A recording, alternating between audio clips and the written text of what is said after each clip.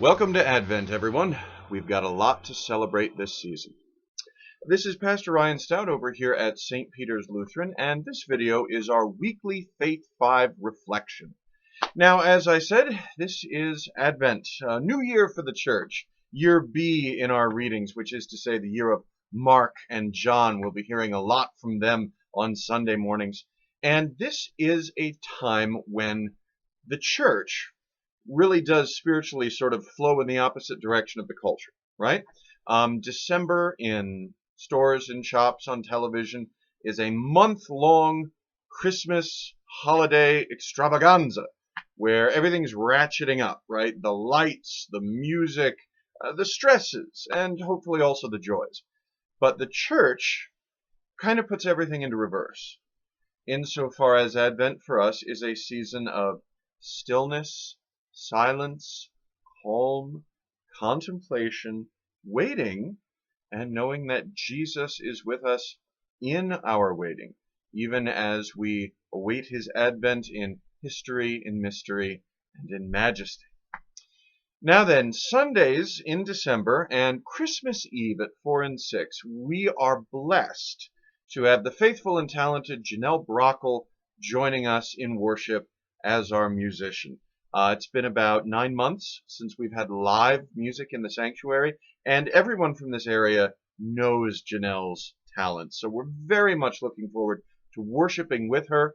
The last several weeks we've had about 10 people in the sanctuary on Sunday, a lot more watching the sermon online. So if you'd like to come and hear her, there aren't many people here. We're wearing masks, we're social distancing, we're Purelling. And so hopefully we're keeping everybody safe as we prepare our hearts for the King. Also, Wednesday evenings, we've got Vespers every Wednesday at 6:30. We've been doing this for months and months.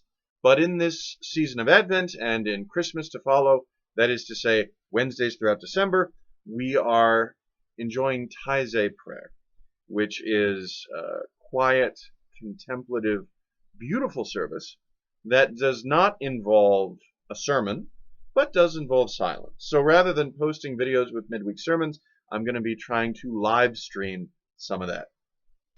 Now then, you'll have to indulge me. I do this every year because I love it. See, this upcoming week, December 6th is Sunday, and December 6th is, of course, one of the greatest saints on the church calendar, St. Nicholas of Myra, also known as Santa Claus. Yes, Virginia, there is a Santa Claus. He was a real person, a real canonized saint of the church, and the traditional legends and myths surrounding him are, in my opinion, way wilder and way more fun than even the best Christmas specials on TV. It's true that Santa Claus, as we know him, is largely a modern American invention, and you can sort of trace his evolution from the 19th century through books and music and ad campaigns. Everybody knows, Thomas Nast, Coca-Cola contributed to the mythos. But at heart, there really was a St. Nicholas of Myra. I have a more traditional icon of him here. He's from Anatolia, modern-day Turkey. And I'll tell you the story as it was told to me. So, Nicholas was born to elderly, fairly well-off parents who prayed to God for a child, and their prayers were eventually answered. Unfortunately, his parents died in a plague while Nicholas was still fairly young, and he went to live with his uncle, after whom he had been named, in the monastery, and he was raised in the monastery. When it came time for his ordination and to take monastic vows, he gave away his inheritance to the poor. This is supposedly the origin of some of our St. Nicholas Day gift giving. Because the story goes, there was a family in his hometown who had 3 daughters. And in those days, for daughters to get married, they needed to have decent dowries. They couldn't get married. Sadly, there were not a lot of options for single women in the ancient world. You can use your imagination. So this was a great source of stress to the family because they'd fallen on hard times and they couldn't afford 1 dowry, let alone 3. Their need came to the ear of Nicholas, and he bundled up gold in a bag, enough to pay for a daughter's dowry, and he snuck by the house at night, when all decent people are supposed to be in bed. People who roamed at night in the ancient world were just assumed to be criminals. But nevertheless, Nicholas braved the dark, went out, threw the bag of gold either through a window or down a chimney, depending on the version of the story. The gold supposedly fell by shoes or later stockings that had been placed by the fire to dry, and some of the gold fell into those shoes or stockings. You can see where this is going. Nicholas repeated this act 3 times for the 3 daughters, and the third and final night he was caught in the act by the father, who just wanted to thank him, was so happy that his daughters had been saved from destitution or worse by this anonymous generosity. And Nicholas told him, don't worry about it. This is how I show the love of God to my neighbor. Just please don't tell anyone. So, of course, the father immediately told everyone, and the tale comes down to us today of the bags of gold in the stockings hung by the fireside with care. As Nicholas got older, he became Bishop of Myra, which is still in Anatolia, modern Turkey, and his fame spread from all the sailors who would come to that port city to trade and to stop along long journeys. The tales attributed to him are those usually attributed only to the holiest of people in church history and legend. He was called Saint Nicholas the Wonder Worker. They said that he could heal the sick, raise the dead, fly, calm storms. They said that he could bilocate, which is the idea of a saint being in more than one place at the same time. This was supposedly how he would have conversations with the emperor in Rome while being Bishop of Myra quite a distance away. There's one tale of Nicholas sitting around a fireside by night, and he gets very quiet, and he closes his eyes, and his companions are like, "Nick, are you okay?" He said, yes. I just had to go save a ship out in a storm who were praying to God, and God sent me." There are those who would come into port and claim they could see Nicholas flying about the masts of their ships. You can see where these legends influence the modern day understanding of Santa Claus, who can be in many places at once, right? All the children of the world in one night, who can fly, who can bring wonders and miracles. He is the patron saint of darn near everything, of pawnbrokers because of the gold. You ever see a pawnbroker shop that has 3 gold balls as its symbol? That's Saint Nicholas of Myra. He is the patron saint of scholars, especially male scholars. Saint Catherine often claims the female scholars. He is sort of the saint. If you go into any faithful Eastern Christian home, chances are you're going to see 4 icons hanging on the wall. There's going to be Jesus, there's going to be Mary holding Jesus, and then you're going to have St. George and St. Nicholas of Myra, Nicholas the Wonder Worker. They say that at one point, 3 students were at an inn. They were murdered in their sleep by the wicked innkeeper, who chopped them up and preserved them in vats of salt or pickle brine, same idea. And Nicholas knew about it in a vision. He came and raised the 3 from the dead. That's why he's the patron of scholars. He was even in the Middle Ages the patron saint of highwaymen, that is robbers, like Robin Hood.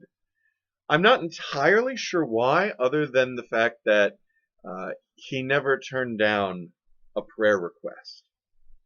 Everybody trusted him so much that even the wicked felt that they could approach good Saint Nicholas.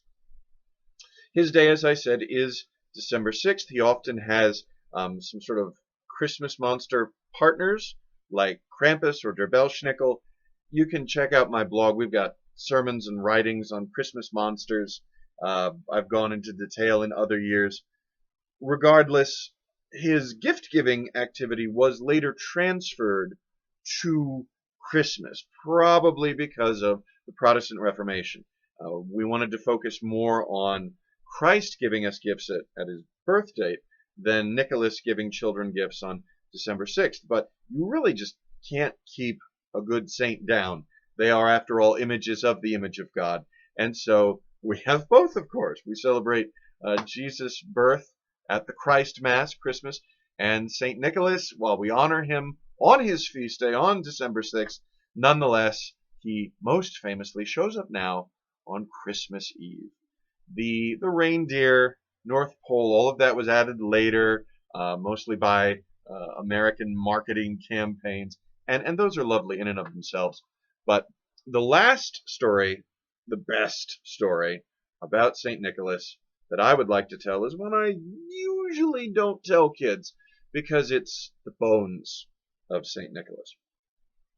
So Nicholas lived a good full life in the grace of God and Jesus Christ, and he died many years and was laid to rest with fellow bishops in Myra.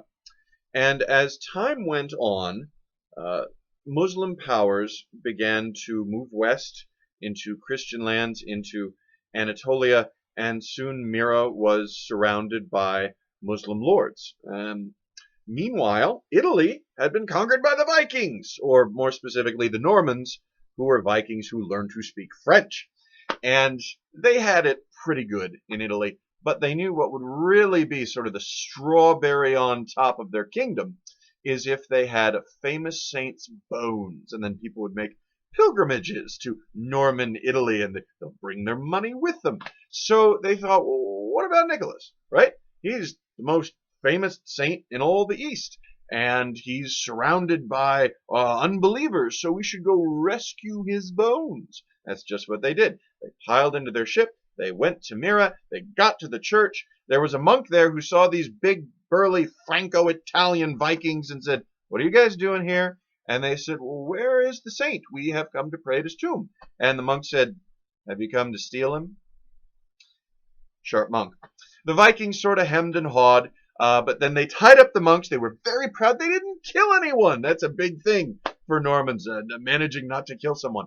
And they went and found his tomb with a big marble slab over top of it. A Norman by the name of Michael took his warhammer and cracked the tomb, and the stone fell away, and he fell inside into the tomb with the bones of St. Nicholas. Now, I should say that ever since he had died, the bones of St. Nicholas were said to secrete a sweet, floral-smelling, clear oil known as St. Nicholas manna. And there was so much of this stuff that they shipped it all over the world. A lot of old churches in Russia and Greece had these little niches in the sanctuary with an icon of St. Nicholas and a little bottle of clear liquid, which is St. Nicholas manna, the oil from his bones, often, diluted in holy water like a perfume. And there were prayers for applying this oil for healing the sick. Well, when Michael broke open his tomb and fell in, it is said that he was up to his waist in fragrant, sweet-smelling, clear oil, so that the bones of St. Nicholas were actually floating in it. He gathered up as many of the bones as he could, thrust them into a sack, left a little bit behind by accident. There's still a rib or whatnot left in Myra. All the Vikings jump in their ship. They run back to Bari, Italy. There's big fanfare, and there's a celebration as they re-entomb the bones of St. Nicholas, most of them, under the cathedral in Bari, Italy, where he is to this day. Story's not done. Because every day on his feast day, people would go down to his tomb and supposedly come back with St. Nicholas manna, which would then be distributed to the faithful. In the 1950s, I want to say 53, but don't quote me on that, an investigatory committee was put together with a representative from the Italian state, a representative from the University at Rome, and a representative of the Vatican, and they all went down into the tombs beneath the cathedral in Bari to investigate this claim. And they found a tomb labeled Nicholas, and they found it leaking clear, floral, scented oil. And that was in the 20th century. That oil, by the way, cannot be bought or sold because it would be considered, I think, a primary relic, a part of the saint. But it can be given in response to a charitable donation. And I may have made such a donation at some point. And so I have here a bottle of oil from the bones of St. Nicholas. Anyway, there's lots more stories. I could make this a very long video, but thank you for hanging in there to hear the real story of Santa Claus, the real story of Saint Nicholas of Myra, who, let's be honest, is probably my very favorite saint. And I wouldn't be surprised if he isn't your favorite saint as well. Go in peace, serve the Lord, thanks be to God.